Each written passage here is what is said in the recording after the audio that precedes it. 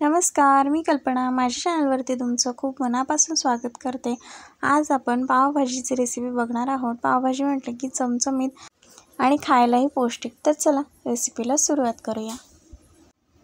तर इथे आपण 1 वाटी बटाटा घेतला, 1 वाटी फ्लावर घेतला, टोमॅटो, शिमला मिरची, कांदा,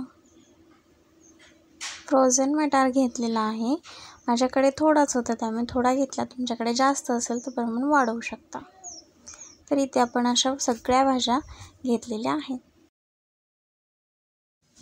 तर इथे आपण कुकर घेतलेला आहे. त्याच्यामध्ये काही भाज्या आपण शिजवून घेणार आहोत.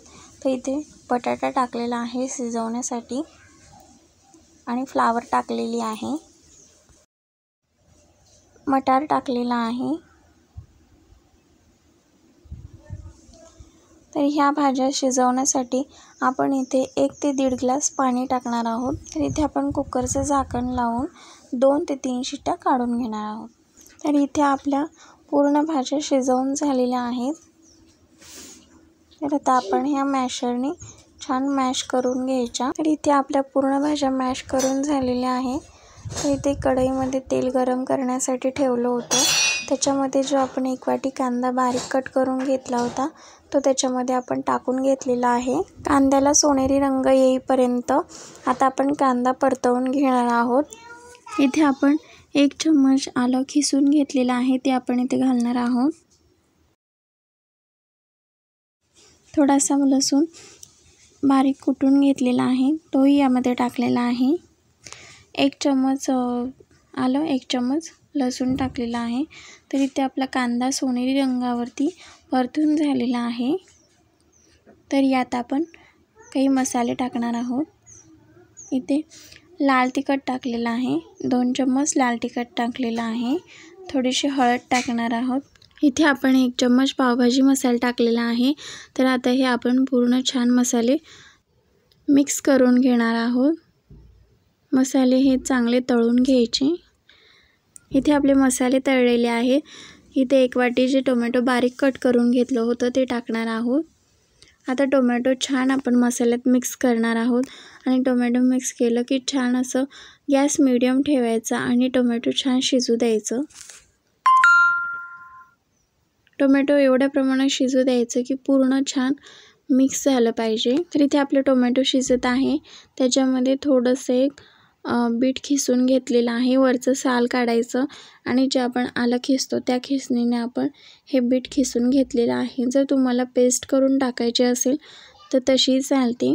आपण फूड कलर टाकेपर्यंत थोडंसं बीट टाकलं की पौष्टिकही होतं आणि रंगसुद्धा पावभाजीला अगदी सुरेख येते.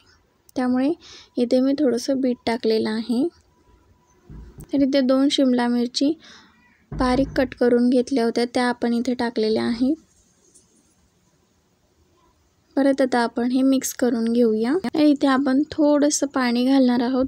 अगदी नॉर्मली पाणी घालायचं कारण ह्या भाज्या ज्या आहेत ना त्या पूर्ण सॉफ्ट झाल्या पाहिजे, अगदी नरम झाल्या पाहिजे जेणेकरून शिजण्यासाठी. त्यासाठी आपण इथे थोडंसं पाणी टाकलेलं आहे. तर इथे आपण झाकून ठेवूया. तर इथे आपण 4 ते 5 मिनटं झाकून ठेवलं होतं. तर आता ओपन केलं. तुम्ही बघू शकता आपल्या भाज्या छान शिजलेल्या आहेत आणि अगदी मऊ दिसत आहेत आणि भाजीला कलरही अगदी मस्त आलेला आहे. आपण इथे कुठेही फूड कलर वापरलेला नाही तरीसुद्धा आपल्या भाजीचा कलर अगदी मस्त आलेला आहे. तर इथं आपल्या भाज्या ह्या छान शिजलेल्या आहेत. तर ते आपण मॅशरने थोडे मॅश करणार आहोत जेणेकरून मसाला आणि भाज्या ह्या एकजीव होतील. तर इथे आपण पूर्ण भाज्या मॅश करून घेतलेल्या आहेत. तर आता आपण परतवून बघूया. पूर्ण भाज्या आणि मसाला एकजीव झालेला आहे. तर इथे आपण जे कुकरमध्ये भाज्या शिजवून घेतलेल्या होत्या त्याही आपण थोड्याशा मॅश केलेल्या आहेत आणि त्या आता आपण इथे टाकलेल्या आहेत. तर इथे थोडंसं मीठ टाकायचं, चवीनुसार मीठ टाकायचं आणि आता ह्या भाज्या पूर्ण मिक्स करून घ्यायच्या. तर आपण जे शिजवून घेतल्या होत्या त्या भाज्यासुद्धा आपण याच्यामध्ये टाकलेल्या आहे. तर आता हे आपण पूर्ण मॅशरने मॅश करून घेऊया. म्हणजे ज्या आपण सगळ्या भाज्या टाकल्या आधी ज्या शिजवून घेतल्या आणि कुकरमध्ये काही शिजवून घेतल्या त्या पूर्ण भाज्या एकजीव होतील आणि त्यामध्ये पूर्ण मसालाही मिक्स होईल.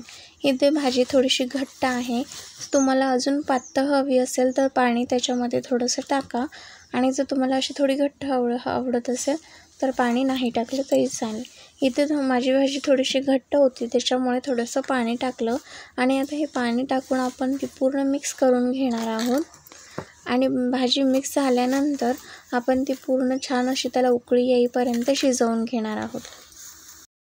तर इथे तुम्ही बघू शकता छान आपल्या पावभाजीला उकळी आलेली आहे आणि रंगही अगदी सुरेख दिसतोय. आपण कुठलाही फूड कलर वापरला नाही तरीसुद्धा आपल्या भाजीला कलर अगदी मस्त आलेला आहे.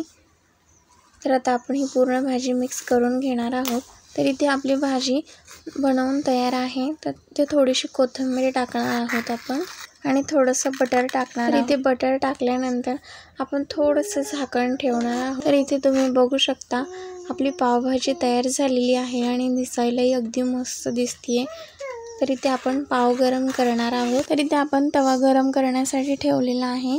तुमच्याकडे तूप किंवा तेल किंवा बटर काही असेल तरी थोडंसं तेल लावायचं आणि पाव गरम करून घ्यायची. आता पावभाजी मसाला असेल तर पावभाजी मसालाच टाकायचा. अशा पद्धतीने थोडीशी भाजी लावून जरी गरम केले तरी चालतात. तर इथे आपले पाव गरम झालेले आहेत.